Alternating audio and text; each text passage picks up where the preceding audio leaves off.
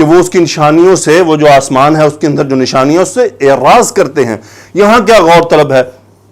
صرف یہی تھوڑی کیلکولیشن کرنی تھی کہ یہ کیسے ہو رہا ہے، اس پر یہ بھی کہنا تھا کہ سبحان اللہ، کہ نہ چاند آگے پیچھے ہوتا ہے، نہ دن آگے پیچھے ہوتا ہے، نہ رات آگے پیچھے ہوتی ہے، نہ سورج کی روشنی غائب ہوتی ہے، سبحان اللہ۔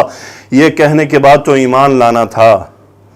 یہ تھوڑی تھا کہ سورج کے اندر اب ہائیڈروجن ہے، وہ فائر ہو رہا ہے، وہ اتنے 1000 ڈگری ٹمپریچر وہاں سے نکل رہا ہے، کدھر چل پڑے؟ جو سفر کر کے جس کا نتیجہ نکلنا تھا وہ تو نہ نکلا۔ ایک آدمی پی ایچ ڈی ڈاکٹریٹ پتہ نہیں کیا کچھ کرتا جائے اور وہ سورج کے اندر بھی گھس جائے اور وہ ایمان نہیں رہا، تو وہ جاہل آدمی ہے، اس کو کوئی علم نہیں ہے۔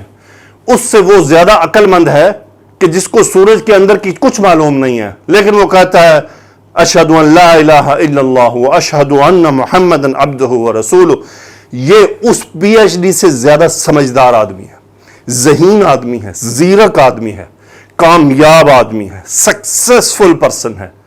وہ پی ایچ ڈی کر کے اس کو سورج کے اندر کی چیزوں کا بھی معلوم ہے، اس کو چاند کی سطح کا بھی معلوم ہے، اس کو چاند کے دائرے کا بھی معلوم ہے، اس کو چاند کے اتار چڑھاؤ کا بھی معلوم ہے، لیکن وہ اشہد ان لا الہ الا اللہ واشہد ان محمد عبدہ ورسولہ نہیں کہتا، نہیں مانتا، تو وہ جاہل ترین آدمی ہے، اس کو کچھ نالج نہیں ہے، وہ ایک بیوقوف انسان ہے، اس کا سب ضائع ہو گیا، اس کے منہ پر دے مارا جائے گا، کچھ فائدہ نہیں آنے والا۔